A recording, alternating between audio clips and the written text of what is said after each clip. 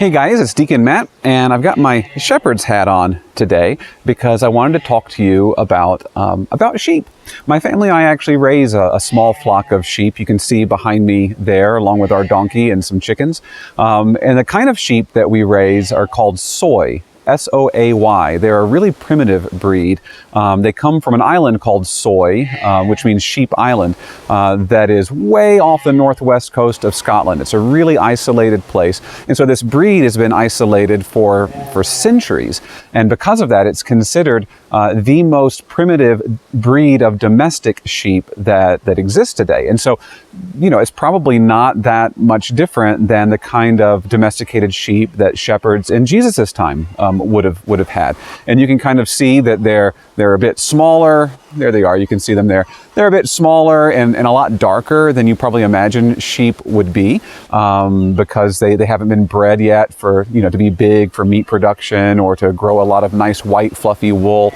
And another thing about them being barely domestic, really primitive domestic, is they're a lot more skittish than a typical sheep would be. They're very untrusting of people.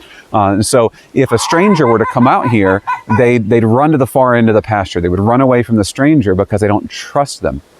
Now, I'm different. I'm not a stranger to them. I'm their shepherd. They know me and they trust me. So they respond to me a little bit differently. And I'm going to show you something here. Look at this building that's behind us, this little enclosure. That's called a sheepfold. And the purpose of the sheepfold is to allow the shepherd to work with the sheep, right? If I need to do anything with them, to collect their wool, if I needed to give them any kind of medication or anything like that, it would be impossible for me to catch them and work with them out in the pasture because they just run away. So I need a nice, safe, enclosed area that I can do that sort of thing. But how do I get them in there? Well, it's easier than you think. Watch what happens. I'm going to walk out to that sheepfold and I'm going to try and hold the camera so you can see over my shoulder here. And we'll see if they behave and do what I want them to do right now.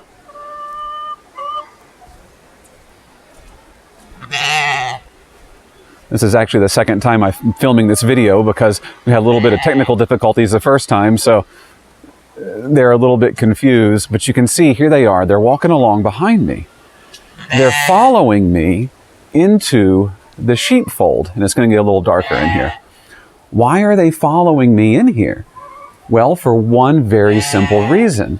They trust me, they know me, and they trust me to feed them. See, there they are. They trust me to feed them, right? I'm the one that gives them food. So I'm showing you this because in our gospel reading for this Sunday, Jesus describes himself as the shepherd who walks ahead of the sheep and the sheep follow him.